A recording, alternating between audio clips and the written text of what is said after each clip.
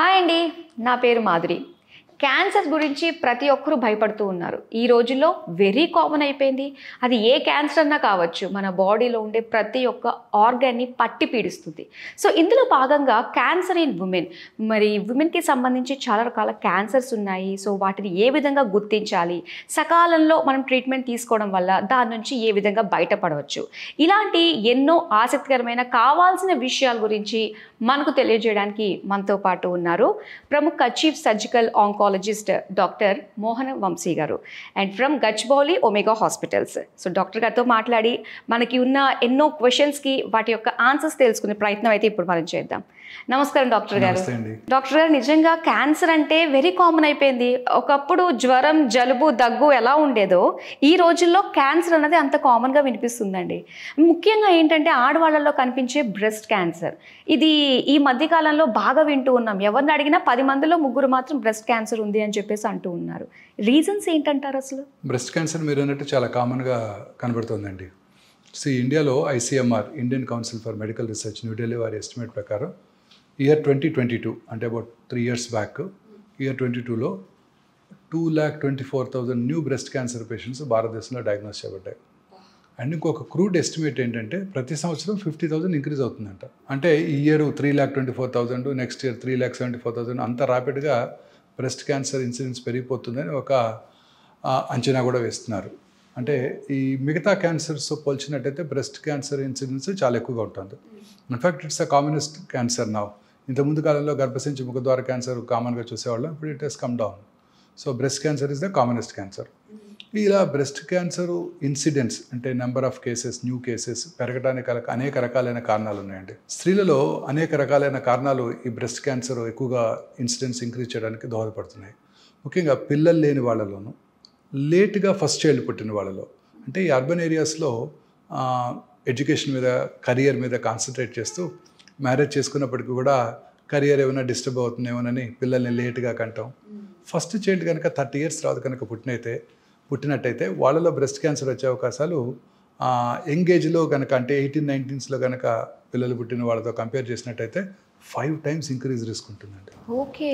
అలాగే ఈ మధ్యకాలంలో గుడ్ న్యూట్రిషన్ వల్ల పిల్లలంతా కూడా అర్లీగా మెనార్ష్ అంటే పీరియడ్ స్టార్ట్ అవుతున్నాయి 8-9 yearsకి.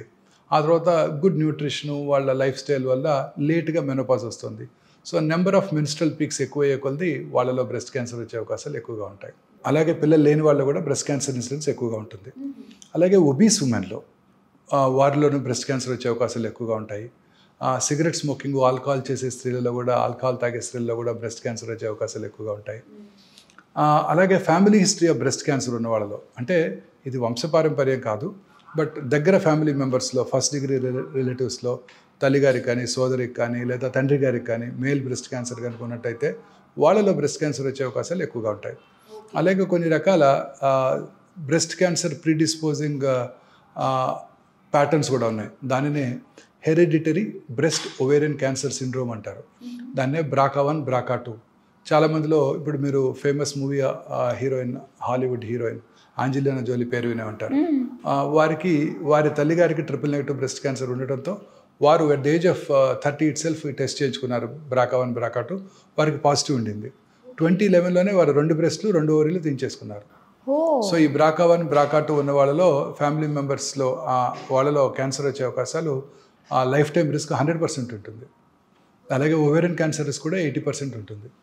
మన మధ్య మన తెలుగు మూవీ హీరోయిన్ హంసా నందిని, వారికి కూడా వెరీ యంగ్ ఏజ్లో బ్రెస్ట్ క్యాన్సర్ వచ్చింది. వారి టెస్ట్ చేయించుకొని వారికి పాజిటివ్ ఉందని వారే అనౌన్స్ చేశారు, BRCA1 పాజిటివ్ ఉందని. సో వీళ్ళలో ఆపోజిట్ సైడ్ బ్రెస్ట్ క్యాన్సర్ వచ్చే అవకాశాలు, ఓవేరియన్ క్యాన్సర్ వచ్చే అవకాశాలు కూడా ఎక్కువగా ఉంటాయి. ఓకే. సో ఈ వయసు పెరిగే కొలది బ్రెస్ట్ క్యాన్సర్ వచ్చే అవకాశాలు కూడా ఎక్కువైపోతాయి. సో లాంజివిటీ పెరిగిపోతుంది. భారతదేశంలో స్వాతంత్రం వచ్చినప్పుడు longevity was hardly 39 years. Now it is 71 years. So longevity పెరిగే కొలది క్యాన్సర్ వచ్చే అవకాశాలు ఎక్కువగా ఉంటాయి. సో 80 years వయసున్న స్త్రీలు, ఉదాహరణకి అమీర్పేటలో 100 మంది ఉన్నారనుకోండి, వారిలో 10 మందికి బ్రెస్ట్ క్యాన్సర్ ఉంటుంది. 90 years వయసున్న స్త్రీలు అదే ఏరియాలో 100 మంది ఉన్నారనుకోండి, వారిలో 16 మందికి బ్రెస్ట్ క్యాన్సర్ ఉంటుంది. సో వయసు పెరిగే కొద్దీ బ్రెస్ట్ క్యాన్సర్ వచ్చే అవకాశాలు పెరిగిపోతాయి. మీరు చెప్పిన దాన్ని బట్టి చూస్తుంటే ఏంటంటే బ్రెస్ట్ క్యాన్సర్ అనేది ఒక ఏజ్ దాటిన తర్వాత ఉన్న వాళ్ళకి స్కోప్ ఎక్కువ ఉంది, వాళ్ళకి రావడానికి chances. Right, that doesn't mean that చిన్నపిల్లలు రాదని కాదు. I had seen an 18-year-old girl, 20-year-old girl, okay లేడీ. we keep seeing. In fact, ఇండియాలోనే చిన్న వయసులో బ్రెస్ట్ క్యాన్సర్ వచ్చే వారి సంఖ్య ఎక్కువగా ఉంటుంది వెస్ట్రన్ వరల్డ్తో పోల్చినట్టయితే. వాళ్ళలో అక్కడ వస్తుంటాయి, అబో 50-60లో వస్తుంటాయి. మన ఇండియన్ విమెన్లోనే చిన్న వయసులో కూడా 30 yearsలోను 25 yearsలోను, even in teens also we're seeing women with young girls with breast cancer. So it is seen all over, it is seen and even seen in men also. ఇది ఒక మిత్ అండి, ఇది బ్రెస్ట్ క్యాన్సర్ అనేది కేవలం ఆడవాళ్ళకి మాత్రమే వస్తుంది, మగవాళ్ళకి రాదు అని చెప్పేసి చాలా మంది అంటూ ఉంటారు. ఇప్పుడు మీ మాటలతో మిత్ బ్రేక్ అయింది. మగవాళ్ళలో ఖచ్చితంగా రావచ్చండి, బ్రెస్ట్ ఇష్యూ మగవాళ్ళలో కూడా ఉంటుంది, బట్ ఇట్స్ ఎట్రోఫిడ్. మగవాళ్ళలో బ్రెస్ట్ క్యాన్సర్ వచ్చే అవకాశాలు తక్కువగా ఉంటాయి, but treatment is same. So అలానే డాక్టర్ గారు, మరి ఇది రాకుండా ఉండడానికి ఎలాంటి ప్రికాషన్స్ మనం తీసుకోవాలంటారు? ఛాన్స్ ఉందంటారు అసలు? ప్రివెన్షన్ అంటూ ఏం లేదండి. ఇప్పుడు గర్భసంచి ముఖద్వార క్యాన్సర్కి వ్యాక్సిన్ తీసుకుంటే క్యాన్సర్ రాకుండా చేసుకోవచ్చు, that is primary prevention. Secondary prevention, ముందుగా క్యాన్సర్ రాకముందే ప్రీ క్యాన్సరస్ ఫేజ్లోనే దాన్ని డయాగ్నోస్ చేసినట్టయితే, మన తగిన చర్యలు తీసుకున్నట్టయితే క్యాన్సర్ రాకుండా చేసుకోవచ్చు. బ్రెస్ట్ క్యాన్సర్కి అలా లేదు. బ్రెస్ట్ క్యాన్సర్ని మనం ముందుగా గుర్తించగలం. డిటెక్షన్ అంటే క్యాన్సర్ రిస్క్ ఉన్నవాడు రెగ్యులర్గా స్క్రీనింగ్ చేసుకోవడం ద్వారా క్యాన్సర్ రావడాన్ని ముందుగా పసిగట్టవచ్చు. ఉదాహరణకి మ్యామోగ్రఫీ పరీక్ష, ఈ digital mammogram, 3-dimensional digital mammogram, వీటి ద్వారా ఈ క్యాన్సర్ రావడాన్ని మనం ముందుగా పసిగట్టవచ్చు. అలాగే ఇప్పుడు ఆర్టిఫిషియల్ ఇంటెలిజెన్స్ పవర్డ్ మ్యామోగ్రామ్స్ అందుబాటులోకి వస్తున్నాయి. సో వీటి ద్వారా మ్యామోగ్రఫీ చేయగానే ఏ ఆర్టిఫిషియల్ ఇంటెలిజెన్స్తో ఆ మ్యామోగ్రఫీని రీడ్ చేసేస్తారు. అంటే జనరల్లీ హ్యూమన్ ఎర్రర్స్ని పూర్తిగా తగ్గించేస్తుంది అనమాట. విత్ ఇన్ 2 minutes మనకి రిపోర్ట్ కూడా వచ్చేస్తుంది. ఏ విల్ రీడ్ అంటే ఎటువంటి మిస్టేక్స్ లేకుండా ఆర్టిఫిషియల్ ఇంటెలిజెన్స్తో మనం ఆ మ్యామోగ్రఫీని రీడ్ చేయవచ్చు. అలాగే ఎంఆర్ మ్యామోగ్రఫీ అంటే MR mammography superior MRI mammography అనమాట. MR mammography with digital MR mammography with contrast, dynamic కాంట్రాస్ట్తో చిన్న చిన్న లంప్స్ని కూడా మనం ఐడెంటిఫై చేయగలుగుతాము. చక్కగా ఏఐతో దాన్ని కూడా రీడ్ చేసేయచ్చు ఇమీడియట్గా. టెక్నికల్ ఎక్స్పర్టైజ్ అంతా కూడా ఇప్పుడు మనకి ఆర్టిఫిషియల్ ఇంటెలిజెన్స్తోనే వచ్చేస్తుంది అనమాట. ఓకే. తర్వాత ఇప్పుడు కొత్తగా డౌట్ఫుల్ పీపుల్కి అండ్ ఇండివిజువల్స్లో డౌట్ఫుల్ కేసెస్లో పెట్ ఎంఆర్ మ్యామోగ్రామ్ అందుబాటులోకి వచ్చింది. అంటే పెట్ స్కాన్ అంటే మీరు వినే ఉంటారు, పాజిట్రాన్ ఎమిషన్ టోమోగ్రఫీ. మనం ఏదైతే లంప్ని ఐడెంటిఫై చేస్తామో, ఆర్కిటెక్చరల్ డిస్టార్షన్ ఐడెంటిఫై చేస్తామో ఎంఆర్ మ్యామోగ్రామ్లో, అందులో మెటబాలిక్ యాక్టివిటీ ఉందో లేదో కూడా తెలుసుకోవచ్చు. దాన్నే పెట్ ఎంఆర్ మ్యామోగ్రామ్ అంటారు. ఈ పెట్ ఎంఆర్ మ్యామోగ్రామ్ ద్వారా చాలా కరెక్ట్గా మనం ఐడెంటిఫై చేయగలుగుతున్నాం ట్యూమర్స్ని, and without any minimal radiation exposure. Mammography కన్నా తక్కువ రేడియేషన్ ఎక్స్పోజర్తో మనం పెట్ ఎంఆర్ మ్యామోగ్రఫీ చేయగలుగుతున్నాం. మ్యామోగ్రఫిక్ ఎంఆర్ మ్యామోగ్రామ్లో అసలు రేడియేషన్ ఎక్స్పోజరే ఉండదు. అలాగే డాక్టర్ గారు, మరి వన్స్ వచ్చిన తర్వాత ఈ మ్యామోగ్రఫీ ఏదైతే స్క్రీనింగ్ టెస్ట్లు ఉంటాయో వాటిని ఎప్పటి నుంచి మనం తీసుకోవడం స్టార్ట్ చేయాలి? ఎంత స్పాన్లో మనం వీటిని చేసుకోవచ్చు అంటారు? బేసికలీ అట్ రిస్క్ గ్రూప్స్ అంటే మనం ఇందాక డిస్కస్ చేసాము, హై రిస్క్ గ్రూప్స్, పిల్లలు లేని వాళ్ళకి, లేట్గా ఫస్ట్ చైల్డ్ పుట్టిన వాళ్ళకి, ఫ్యామిలీ హిస్టరీ బ్రెస్ట్ క్యాన్సర్ ఉన్న వాళ్ళకి, ఒబీస్, స్మోకింగ్, ఆల్కహాలిస్ట్ ఉన్న వాళ్ళలో జనరల్లీ 40 years నుంచి 1 to 2 years ఒకసారి మ్యామోగ్రఫీ, డిజిటల్ మ్యామోగ్రఫీ చేయించుకోవటం. 50 years తర్వాత every year until they are 65 రెగ్యులర్గా మ్యామోగ్రఫీ చేయించుకున్నట్టయితే క్యాన్సర్ అవడానికి ముందుగా పసిగట్టవచ్చు. ఓకే. సో డాక్టర్ గారు, చాలా మనకి డౌట్స్ ఉంటూ ఉంటాయి. So most common, uncommon myths గురించి నేను కొన్ని అడుగుతానండి ర్యాపిడ్ ఫైర్గా. సో దానికి మీరు ఆన్సర్ చేయాలి. సో ఫస్ట్ క్వశ్చన్ ఏంటంటే, బ్రెస్ట్ క్యాన్సర్ మగవాళ్ళకి రాదు. రాంగ్. బ్రెస్ట్ క్యాన్సర్ మగవాళ్ళు కూడా వస్తుంది, బట్ స్త్రీలతో పోల్చినట్టయితే మగవాళ్ళలో వచ్చే అవకాశాలు తక్కువ. ఓకే. అంటే ఏదన్నా చిన్న లంప్ ఉంటే అది ఖచ్చితంగా క్యాన్సర్ అవుతుంది? No, not necessary.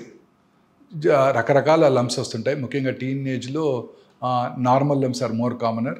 30 years తర్వాత కనుక లంప్ వచ్చినట్టయితే ఖచ్చితంగా పరీక్ష చేసుకోవాల్సి ఉంటుంది. ముందు కూడా లంప్ ఉన్నట్టయితే ఖచ్చితంగా డాక్టర్తో, వాళ్ళ ఫ్యామిలీ ఫిజిషియన్తో కానీ సర్జన్తో కానీ పరీక్ష చేయించుకోవడం చాలా ఇంపార్టెంట్. పెద్ద వయసులో కనుక లంప్ వచ్చిందంటే 80% అశ్రద్ధ చేయకూడదు. ఇమీడియట్గా దగ్గరలో ఉన్న ఆంకాలజిస్ట్ని కలిసి అది క్యాన్సర్ కాదు అని నిర్ధారణ చేసుకోవాలి. Okay. Unless proven otherwise after 30 years no lump should be considered safe. Okay. So ఇది point to be noted. So next, bra వల్ల కూడా క్యాన్సర్ వచ్చే అవకాశం ఉంది? No, emphatic no. Okay. So అలానే తల్లిదండ్రుల వల్ల క్యాన్సర్ వచ్చే అవకాశం ఉంటుంది, బ్రెస్ట్ క్యాన్సర్? నో. తల్లిదండ్రుల్లో బ్రెస్ట్ క్యాన్సర్ కనుక ఉన్నట్టయితే పిల్లల్లో వారికి వచ్చే అవకాశాలు సాధారణ ప్రజానికంతో పోల్చినట్టయితే కొంచెం ఎక్కువ. అంతే తప్ప తల్లి గారికి ఉంది, తండ్రి గారికి ఉంది, వీళ్ళకి వస్తేనే కాదు. మనం డిస్కస్ చేసిన BRCA1 BRCA2 మ్యూటేషన్ ఉన్నట్టయితే వీళ్ళు కూడా ఆ BRCA మ్యూటేషన్ BRCA2 మ్యూటేషన్ ఉందో లేదో తెలుసుకొని వారికి ఉన్నట్టయితే తగు చర్యలు తీసుకొని క్యాన్సర్ రాకుండా చేసుకోవచ్చు. దాన్నే రిస్క్ రిడక్షన్ సర్జరీ అంటారు. What did Angelina Jolie do? 2 బ్రెస్ట్లు తీయించేసుకున్నారు, total subcutaneous total mastectomy and implant పెట్టేసుకున్నారు. సో ఇంకోటి 5 అన్కామన్ మిత్స్ గురించి ఇప్పుడు నేను అడుగుతానండి. సో అందులో డియోడ్రెంట్ వల్ల క్యాన్సర్ వచ్చే అవకాశాలు ఉంటాయి? నో, లేదు. ఓకే. సో ఇంప్లాంట్స్ వల్ల కూడా క్యాన్సర్ వచ్చే అవకాశాలు లేదు. Olden days there were some implants which are used. ఆ ఇంప్లాంట్స్ వల్ల బ్రెస్ట్ క్యాన్సర్ రాదు. Some sort of reaction can cause soft tissue cancers అని అనుకున్నారు, సాఫ్ట్ టిష్యూ సార్కోమాస్ అని. But those implants were banned long back, 2 decades back itself. They are not used anymore. So presently available ఇంప్లాంట్స్తో క్యాన్సర్ వచ్చే అవకాశం లేదు. అమ్మయ్య. అయితే బ్రెస్ట్ క్యాన్సర్ అంటూ వ్యాధి అంటున్నారు? లేదు. ఏ క్యాన్సర్ అంటువ్యాధి కాదు. అంటువ్యాధి అయితే మేము బతికుండే వాళ్ళం కాదుగా, ఆంకాలజిస్ట్. అంటే చిన్నపిల్లలో బ్రెస్ట్ క్యాన్సర్ రాదు? నో, చిన్నపిల్లలో కూడా బ్రెస్ట్ క్యాన్సర్ రావచ్చు. 10 ఏళ్ల ఆడపిల్ల కూడా నేను బ్రెస్ట్ క్యాన్సర్ చూశాను. 18 years ఉన్న వాళ్ళని చాలామందిని చూశాను. ఈ మధ్యకాలంలో భారతదేశంలో ముఖ్యంగా ఈ చిన్న వయసులో బ్రెస్ట్ క్యాన్సర్స్ ఎక్కువగా వస్తున్నాయి. So many unmarried girls whom I have seen had breast cancer. అలాంటి కేసెస్ కనుక మనం చూసినట్టయితే ఇమీడియట్గా వారికి జెనెటిక్ ప్రొఫైలింగ్ చేసుకోవాలి. BRCA1 BRCA2 మ్యూటేషన్ అనాలిసిస్ చేయించుకొని అవి కనుక ఉన్నాయో లేవో చూసుకోవాలి. BRCA1 BRCA2 తల్లిగారికి ఉంటేనే వస్తుందని కాదు, తల్లిగారికి లేకపోయినా వాళ్ళకి రావచ్చు. అంటే వాళ్ళలో ఆ మ్యూటేషన్ జరిగింది, ఆ మ్యూటేషన్ వల్ల వాళ్ళకి క్యాన్సర్ వచ్చింది. వాళ్ళకి వచ్చినప్పుడు వాళ్ళ పిల్లలు, వాళ్ళ సోదరులు కూడా అట్ రిస్క్, వాళ్ళు కూడా చెక్ చేయించుకోవాలి. డాక్టర్ గారు, అలానే క్యాన్సర్ని డయాగ్నోస్ చేసే బయోప్సీ, నీడిల్ బయోప్సీ చేయించుకోవాలని చెప్పేసి అంటుంటారు. దానివల్ల కూడా క్యాన్సర్ పాకిపోతుంది అని చెప్పేసి ఒక ఇది అపోహ అండి. ఓకే. బ్రెస్ట్ క్యాన్సర్ని డయాగ్నోస్ చేయడానికి నీడిల్ బయోప్సీ తప్పనిసరి. కోర్ బయోప్సీ అని కూడా అంటాం. Ultrasound guided core biopsy, mammographic guided core biopsy చేస్తుంటాం. ఈ బయోప్సీ చేయడం వల్ల క్యాన్సర్ అప్స్టేజ్ అవటం, అంటే క్యాన్సర్ పాకిపోవడం అనేది జరగదు. క్యాన్సర్ని గుర్తించాలంటే బయోప్సీ తప్పనిసరి. బయాప్సీ లేకుండా క్యాన్సర్ని గుర్తించలేము. ఎక్కడ కూడా మీరు మీ ఇంట్లో మీరు బిర్యానీ తయారు చేసినా ఒక ముద్ద తినకుండా టేస్ట్ చెప్పగలరా? చెప్పలేరు. ఒక ముద్ద తింటే టేస్ట్ పాడైపోతుందా బిర్యానీది? పాడదు. ఇది కూడా అంతే. ఏ రకంగానూ అది అప్స్టేజ్ చేయదు, ఏ రకంగానూ పాకిపోయే అవకాశాలు లేవు.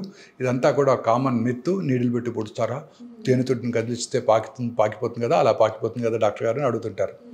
రాంగ్. It's a myth. నిజమేంటంటే బయాప్సీ చేయడం వల్ల క్యాన్సర్ ఎప్పుడూ పాకదు, ఎక్కడ బయాప్సీ చేసినా కూడా. సో బ్రెస్ట్ క్యాన్సర్కి సంబంధించి అవి రాకుండా ఉండడానికి వచ్చిన తర్వాత ఎలాంటి స్క్రీనింగ్స్ ఎప్పుడెప్పుడు చేయించుకోవాలి, అలాగే ర్యాపిడ్ క్వశ్చన్స్కి చాలా చక్కగా ఆన్సర్ చేసినందుకు thank you so much doctor గారు. Thank you ma'am.